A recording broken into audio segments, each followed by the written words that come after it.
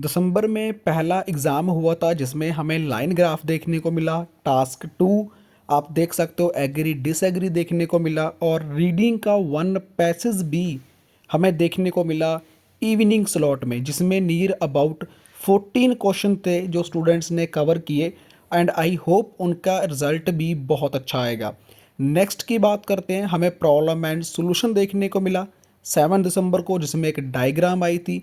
Student को काफ़ी problem भी आई लिखने में। और आज एग्ज़ाम हुआ है 9 दिसंबर का, जिसमें कॉम्बिनेशन चार्ट हमें देखने को मिला टेबल का और बार का। और task 2 again discuss both of you. Result की बात करें, आईएलटीएस वाला इंडिया के रिज़ल्ट बहुत अच्छे हैं। आप अपनी स्क्रीन के ऊपर देख सकते हो 9 बैंड स्कोर हमें देखने को मिलते हैं एट द रियल एग्ज़ाम, क्योंकि हम स्टूडेंट को प्रेडिक्शन प्रोवाइड कराते हैं। Prediction means real exam test होते हैं, listening, reading, writing and speaking. आप उनके ऊपर 100% फोकस कर कर उनके ऊपर प्रैक्टिस कर कर अपना लेवल को, अपने पैटर्न को बहुत बेस्ट बनाकर 8.5 इन रीडिंग एंड लिसनिंग में 9 बैंड स्कोर तक भी ले सकते हो। Nothing is fake on your screen, 100% true. Drop me on my WhatsApp. This is my Instagram account. Last 1 year के 100% प्रूफ आप इस Instagram अकाउंट के ऊपर जाकर चेकआउट कर सकते हो एंड PDF को बाय कर 100% बैंड स्कोर ले सकते हो। IELTS practice. Questions 1 and 2. You will hear a tutor and some students discussing science and ethics. You should answer the questions as you listen because you will not hear the recording a second time. Listen carefully and answer questions 1 and 2.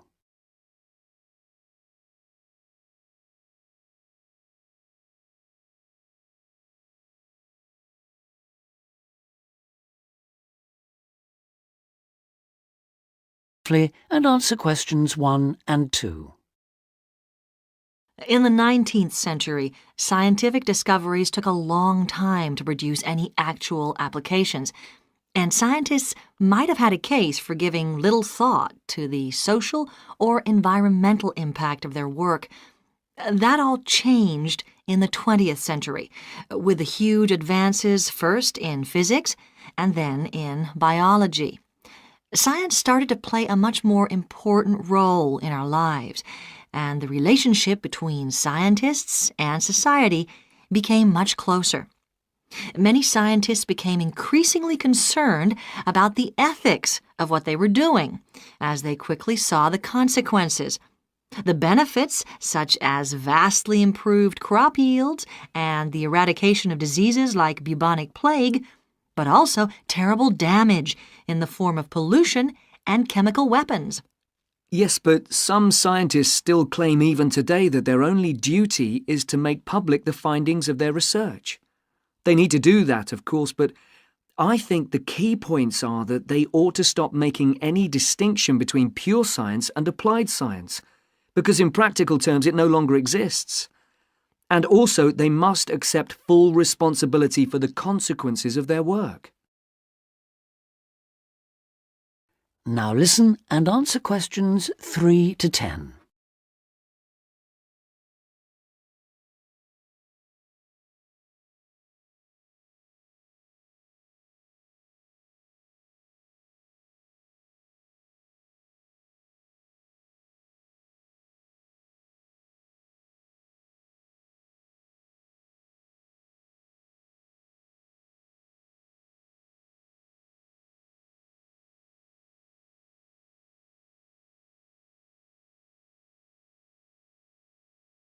Now listen and answer questions 3 to 10. Let's explore that last point a little further. How can scientists put that responsibility into practice? By educating the public, particularly through the media and at the workplace. Another thing they must do is advise on what might one day go wrong as a result of what they're coming up with now. That seems essential. And just as importantly, if and when things do go wrong, they need to sort them out, especially where the fault lies with the original research. How do you feel about the international role of scientists, given that their work crosses frontiers so readily? I think it gives them, or at least should give them, a global view. In this respect, some of them are better placed than many politicians to see how new discoveries are likely to affect particular parts of the world. But will the politicians listen? Probably not. But I'm not suggesting getting involved with politics or politicians. Much better to raise the public's awareness of scientific issues so they can put the pressure on at election time. There's a problem here, though, isn't there, with the way the public sees scientists? They're all either mad or bad. That's something they need to work on, definitely. To regain public trust, they'll have to show they're accountable, and that science is about improving people's lives. That may not be so easy. What do you think are the areas in science that really worry people these days? Science in agriculture, above all. There's been all this media hysteria about Frankenstein foods, but there is a genuine issue here. Whether adding specific genes to plants is a valid way of increasing food production, or whether it risks the appearance of new diseases, of superweeds and pests. Which links it to another controversy, using chemicals to control pests. And that's something else that was at first thought to be harmless, but we now know that the careless spraying of crops has led to all kinds of health problems for people. Plus a devastating loss of biodiversity, with huge numbers of insects, birds and mammals simply disappearing from the countryside, fish dying in poisoned rivers and so on. And of course, if we're talking about death on a massive scale, then we have to mention the role of science in enabling the military to wage chemical and biological and nuclear warfare, which has destroyed life in so many parts of the world. Okay, I think we've identified some major topics there. There's something I'd like to add, if I may. Sure, it's important for scientists and future scientists to talk about major issues like these, but we might also want to look at what we can do or not do in our everyday lives, particularly as many of us will be earning more money than we actually need for basic necessities.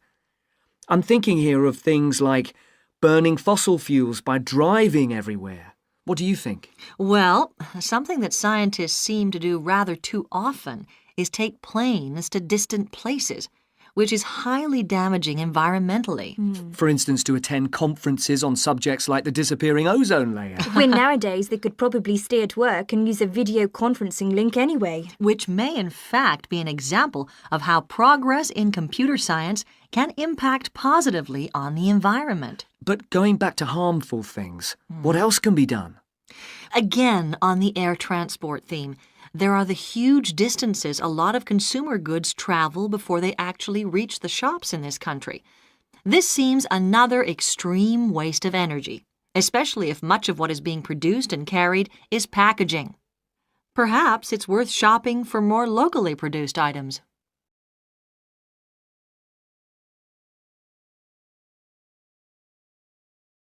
That is the end of part 1.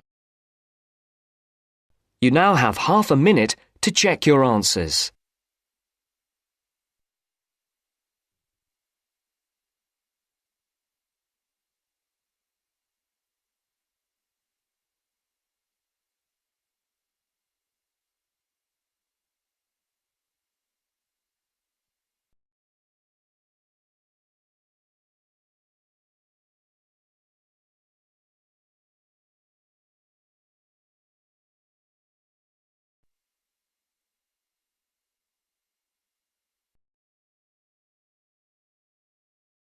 Now turns to part 2.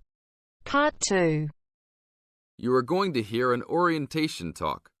First, you have some time to look at questions 11 to 15.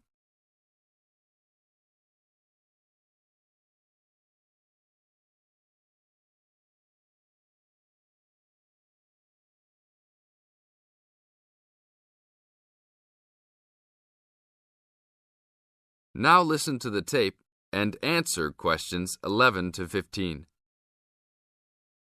Welcome to Orientation Week. Today I am here with the captain of our school's women's gymnastics team.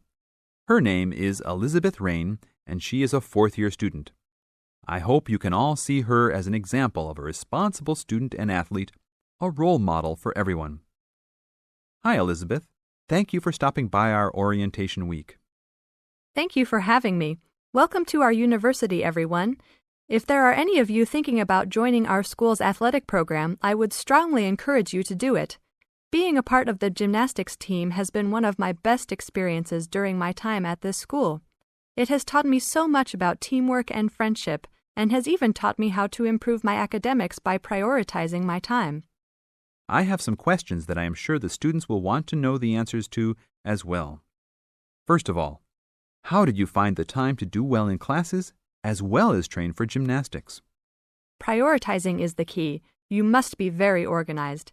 Every day I wake up and I know what I must do for the day. I plan things in order of importance. For example, if today I have a competition for gymnastics in the afternoon, then I know I have to finish my homework and studying in the morning. In other words, keeping an organized schedule of your priorities is very important. Can you explain to the students a little bit about your study habits? Well, I usually try to take classes that I'm interested in. This way, I have no excuse not to study because I chose the classes out of my own preference. I separate my study time by class. For example, if I have 5 classes for this semester, I will study for 1 class a day from Monday through Friday, and then review for all of them on the weekend. I won't try and study for all 5 of my classes at one time. It is too hard to do that, to remember everything and not feel like you are going crazy. It is very important to focus the time that you set aside for studying.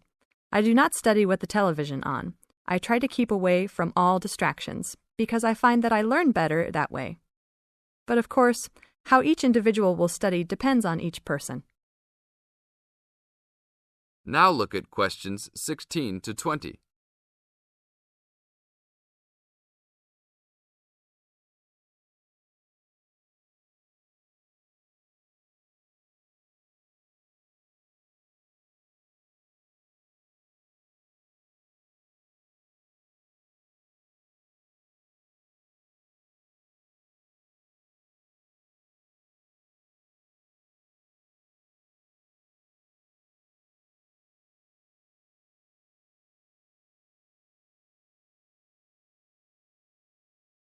Now listen to the tape and answer questions 16 to 20.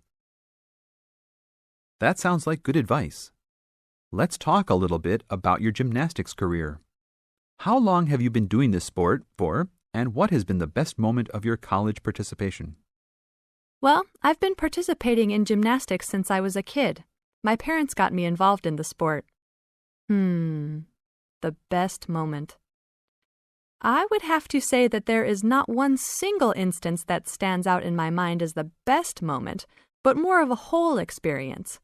My first year in university was definitely one of the best years of my life. I met my best friends that year and really learned to grow up and be independent. Our team went to the national championships that year, and it was an incredible experience, so I would count the whole year as my best experience in college. How about the worst moment?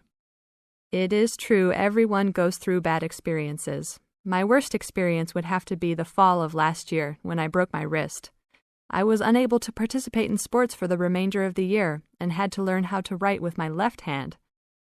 I guess when I look back at it, though, even though I wouldn't wish this to happen to anyone, this experience definitely made me stronger as a person. It taught me to look at life with a new perspective and to really value the friends and family that are important and close to me. Thanks for your time, Elizabeth. Do you have anything else you want to tell the new students? Just have a good time. Don't stress out too much, but be responsible for your actions. Work hard and play hard. That's my motto for life. That is the end of part 2.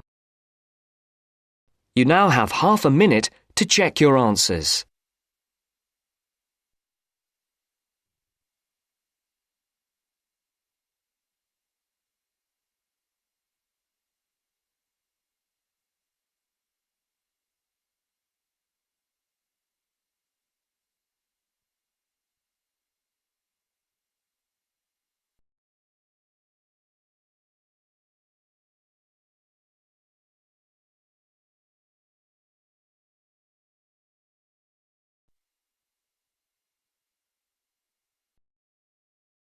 Now turns to part 3.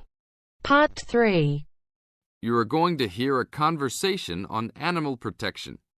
First, you have some time to look at questions 21 to 25.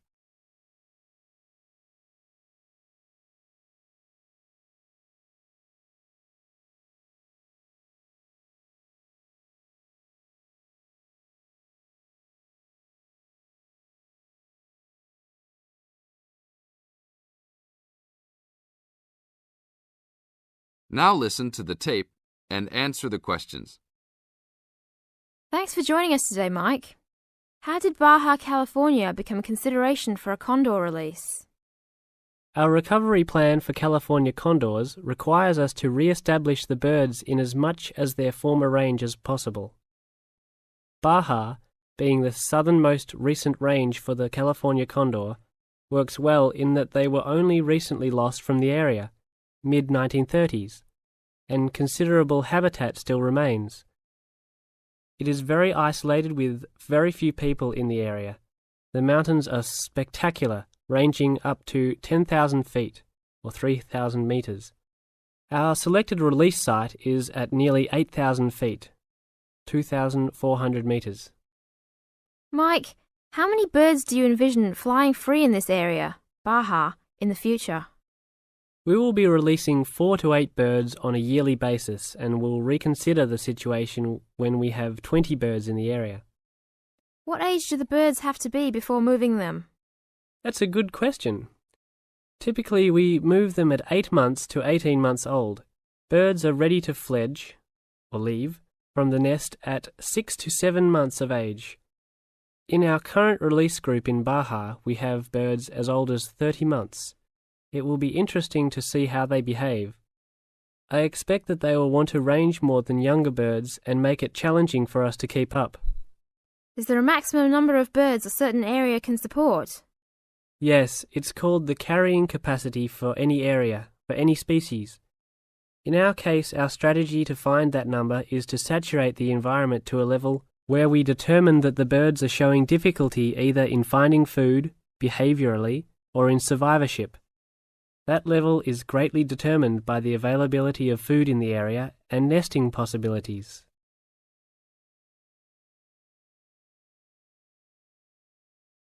Now look at questions 26 to 30.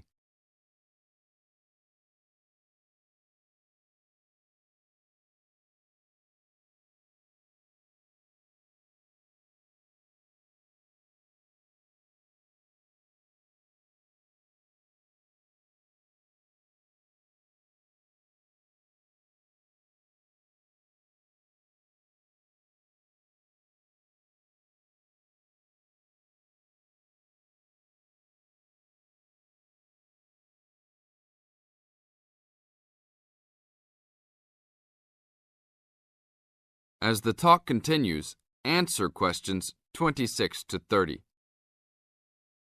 What do you hope to accomplish with this release in the long run? I expect that well within 10 years the condors will be flying north and joining birds already released in Southern California. Hopefully we will reach at least 150 birds in each of these populations within about 15 years. What would you say is the biggest contribution to the California Condor program's success? That would have to be the fact that we were able to breed the birds in captivity from the 27 birds we started with in 1987 to the 205 birds we have today.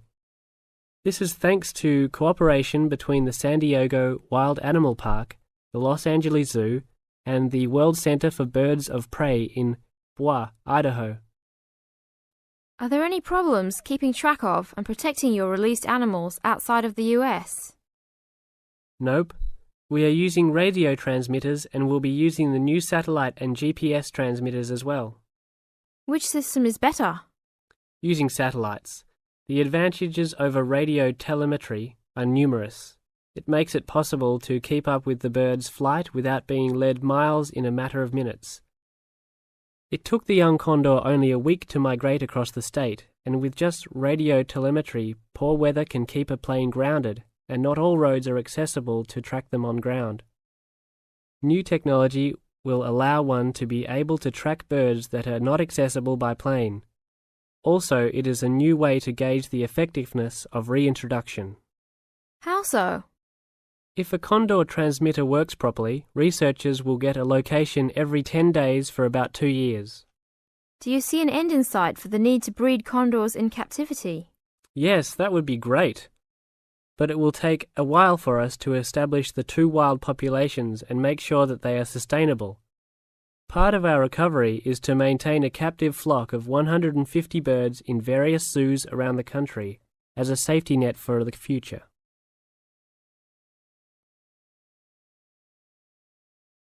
That is the end of part 3. You now have half a minute to check your answers.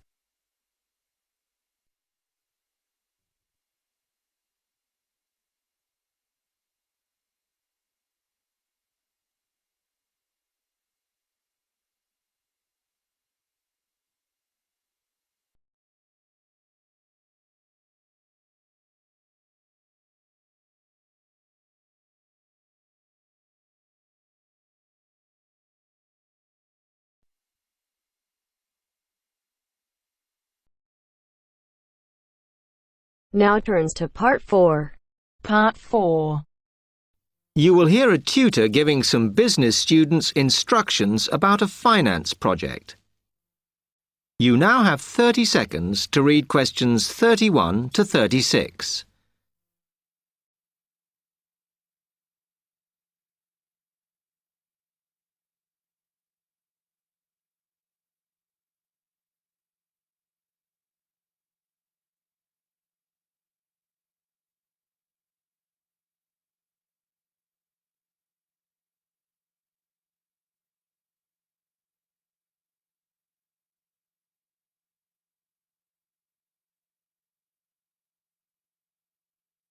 Okay, can you quieten down, please?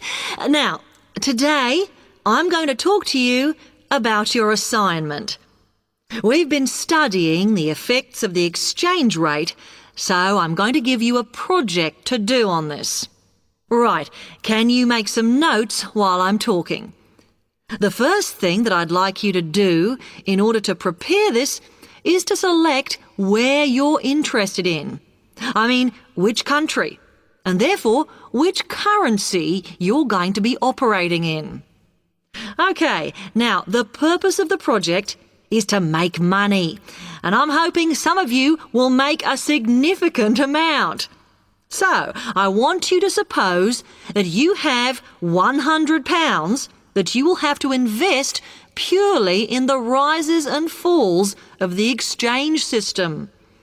In other words, you'll be trying to predict rates.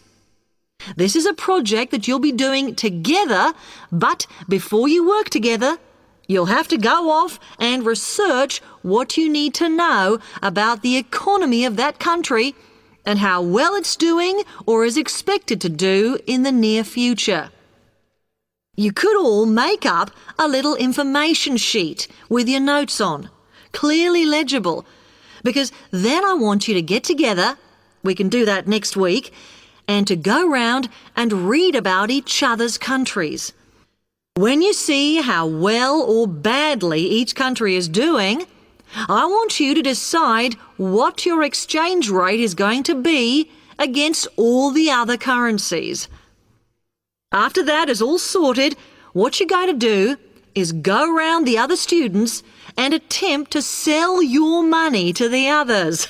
Remember, this will depend on the success of your country's economy and the rate you fixed for your currency. Now, you're not allowed to just swap currencies with each other, but you may wish to buy from the other countries. But you must do a proper transaction. All the way through this, you must keep your accounts properly for each transaction. I'll give you 1 week to do this, and then we will set a time for the deals to finish, a bit like the stock exchange. And at that point, I will ask you to calculate how much you have made. Is that clear? You now have 30 seconds to read questions 37 to 40.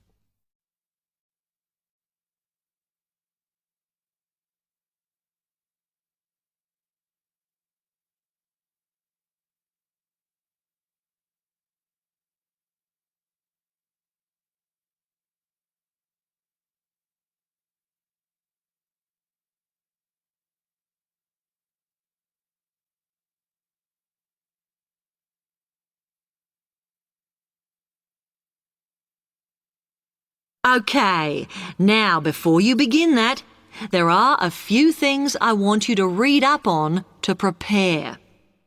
You need to look at the economies of the UK's main trading partners. I don't mean all of them, because that would be over 80, but just the 29 principal ones. There are summaries in the last 3 books on the book list I've given you. And so that you can practice applying the criteria on assessment I gave you, I'd then like you to focus just on one sector across all the countries. The most common one across every country is farming. But as much agricultural produce is for domestic consumption, I'd like you to look at manufacturing. Then I would like you to do a detailed investigation of one particular aspect. I was going to give you a choice, but I think as we've just started the course, it's better if we all look at the same thing and then we can discuss it in the seminars. So the thing I'd like you all to look at is fluctuations in import prices. Now, you need to do all that before you start the project, as it will help you assess the economies of the countries you'll be representing in the project. Don't worry, you've got plenty of time. Exam week is December the 8th. Then it's the holidays until January the 6th, so I don't need the project in till February the 5th. Is that okay? Now, any questions on this? Because it... That is the end of part 4. You now have half a minute to check your answers.